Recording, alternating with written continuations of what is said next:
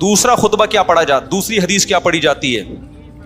آپ صلی اللہ علیہ وسلم نے فرمایا, خطبے میں جو پڑھا جاتا ہے نا کہ تزوج الودود الولود فانی مباہی بکم الامم.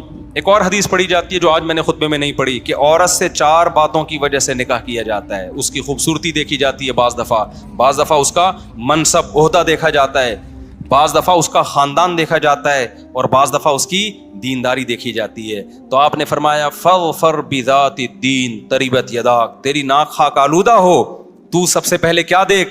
دین دیکھ اس میں. آج کل یہ چیز بھی مارکیٹ میں لڑکوں میں کیا ہے؟ شارٹ. ان کو چاہیے شارٹ کپڑوں والی. مارکیٹ میں جب جو چیز شارٹ ہوتی ہے تو کپڑے بھی مارکیٹ میں آج کل کیا چل رہے ہیں, ان کو چاہیے لبرل قسم کی لڑکیاں جو انہوں نے اسکرین پہ دیکھی ہوتی ہیں, لیکن یہ نہیں پتا کہ جب اس لبرل سے آپ کی شادی ہوگی تو تھوڑے دنوں میں جو تمہیں چترول لگائے گی نا, کیونکہ وہ خدا کو نہیں مانتی, تو کیا لگتا ہے اس کا. صحیح ہے, یہ تو خدا نے کہا ہے. حدیث کہتی ہے کہ شوہر, اگر عورت کو حکم ہوتا کسی کے سامنے سجدہ کرے تو کس کو؟ شوہر کو. یہ تو قرآن و سنت کہتے ہیں. لبرل انٹیاں ان باتوں کو نہیں مانتی, وہ کہتی ہیں ویمن رائٹس, جتنا ہمارا رائٹ ہے اتنا ہی آپ کا رائٹ. کما کے دے رہا ہے ٹھیک ہے, نہیں تو پتلی گلی سے نکل. نہیں آ رہی بات سمجھ میں؟ پھر وہ لگاتی ہے کیا؟ طبیعت سے دھوتی ہے. آتے ہیں روتے ہوئے لوگ, یہ ہو گیا میرے ساتھ. اور پھر آپ تھوڑے سے آڑے ترشے ہو گئے, کوئی مسئلہ آپ کے اندر پیدا ہو گیا, اس کو, ساری ایسی نہیں ہوتی بھائی جو بیان سن رہی ہیں, ان کے علاوہ کی بات کر رہا ہوں. پھر ان کو پسند آ گیا کوئی اور, کیونکہ ان کی تو نظر کی حفاظت بھی نہیں ہے. ایک خاتون نے بتایا میرا میاں جو تھا وہ کسی گرل فرینڈ کے ساتھ گھوم رہا ہے. میں نے اس کو سمجھایا بھائی یہ تو کیا کر رہا ہے, تو کہہ رہے ہیں کہ میری نظر گندی نہیں ہے, ایکچولی میری فرینڈ ہے. یہ ان لوگوں نے نا ایک فلموں سے, ڈراموں سے یہ چیز سیکھی ہوئی ہے. فرینڈ شپ لڑکیوں سے الگ ہوتی ہے اور محبت الگ ہوتی ہے. بکواس ہے یہ. مرد کی فرینڈ شپ مردوں سے اچھی لگتی ہے بھائی, لڑکیوں سے اچھی بالکل بھی. زنانہ پن ہے یار, تو عورتوں میں گھسا ہوا ہے بغیرت. استغفر اللہ, بغیرت کا لفظ کاٹ دینا, کیونکہ بہت سارے لوگ سن رہے ہوتے ہیں وہ ہوتے ہیں یہ نا, وہ کہیں گے صاحب ہمیں یار یہ کہہ رہے. مرد مردوں سے دوستیاں لگاتا ہوا اچھا لگتا ہے, عورت سے ریلیشن بیوی کی صورت میں ٹھیک ہے بس, یا کوئی ایجڈ ہو بوڑھی ہے کہ وہ الگ بات ہے. جوان لڑکی ہے تو کیوں سے دوستی لگا رہے ہیں بھائی, اور بدگمانی کتنی پھیلے گی. اللہ سے تو ڈرتے نہیں ہیں, پھر بیویاں کنٹرول کرتی ہیں. تو بیگم نے بولا کہ میرا میاں کسی لڑکی سے دوستی, لنچ ہو رہے ہیں اس کے ساتھ, ڈنر ہو رہے ہیں, میں اعتراض کرتی تو کہتے یہ میری کیا ہے, کلیگ ہے, فرینڈ ہے, میرا کوئی ایسا, مجھ سے بدگمانی نہ کرو. اس خاتون بڑی ہوشیار تھی, اس نے کہا ٹھیک ہے کل سے وسیم میرا کیا ہے, فرینڈ ہے, میں لنچ کس کے ساتھ کروں گی. یہ جن لڑکیوں کی, خواتین کے بھی میاں یہ حرکتیں کر رہے ہیں, ان کے لیے ایک پیکج لے کر آیا ہوں میں. کرنا لیں, ایسا نہ ہو وسیم سے دوستی لگا لیں, صرف ایک ڈرانے کے لیے پیکج ہے. مجھے ڈر یہ لگ رہا ہے کل سے ایسا نہ ہو لنچ غفار کے ساتھ ہو رہا ہے, کیونکہ جب ایک دوست جائز ہے تو پھر ان کی نظر میں 20 دوست بھی جائز ہے نا. تو اس خاتون نے کہا, میں نے اپنے شوہر سے کہا ٹھیک ہے بھائی, پھر وہ جو وسیم ہے نا اس کے ساتھ میرا ڈنر, کیونکہ میرا وہ کیا ہے, فرینڈ. غفار کے ساتھ لنچ, وہ میرا کیا ہے. کہہ رہے میرا میاں نے بولا آنکھیں نکال دوں گا, منہ توڑ دوں گا. دل میں چور ہے نا. ابے جب تو یہ لبرل لوگوں کے یہاں ہوتا ہے, یہ تو ہمارا پاکستان ہے, اتنا لبرلزم میں آگے نہیں بڑھا, اس لیے تھوڑا تھوڑا کنٹرول ہے معاملہ. ورنہ جو لبرل کنٹری ہیں ان میں تو ایسا ہوتا ہے, بیگم کہتی ہے, میاں کہتا ہے وہ میری گرل فرینڈ ہے, سوری میری فرینڈ ہے, تو یہ کہتا ہے ٹھیک ہے یہ بھی میرا کیا ہے, فرینڈ ہے.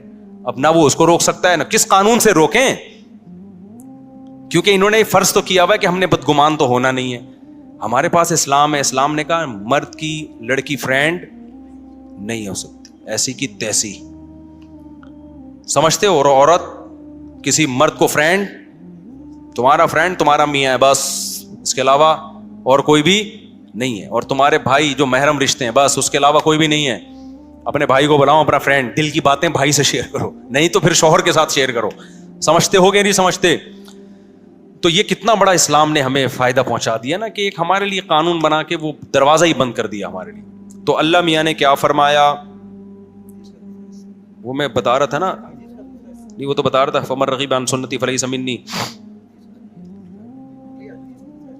ہاں, تو آپ صلی اللہ علیہ وسلم نے فرمایا, ہاں نبی نے فرمایا کہ 4 باتوں سے عورت سے نکاح کیا جائے تو میں سب سے زیادہ فوکس کس کو کرنا ہے, دین کو. یہ نہیں کہا کہ خوبصورتی کو مت دیکھو, خاندان کو مت دیکھو, وہ بھی دیکھ سکتے ہیں آپ, کوئی حرج نہیں ہے, لیکن پہلے نمبر پہ کیا رکھنا ہے, دین کو, تاکہ رشتہ کامیاب ہو. اور آج کل تو دین کو فوکس اس لیے بھی ضروری ہے کہ آج کل خواتین ٹھک سے عدالت سے جا کے خلا لے کے, بچے مارکیٹ سے لے کے شارٹ, پھر کسی مفتی سے فتویٰ لینے کی ان کو ضرورت نہیں ہے.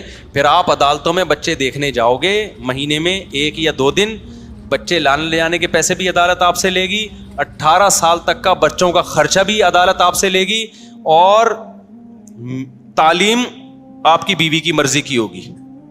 پھر جو مرد ڈپریشن میں جاتے ہیں نا, وہ اگر کسی مفتی سے پوچھے گی تو مفتی بتائے گا یہ ناجائز ہے.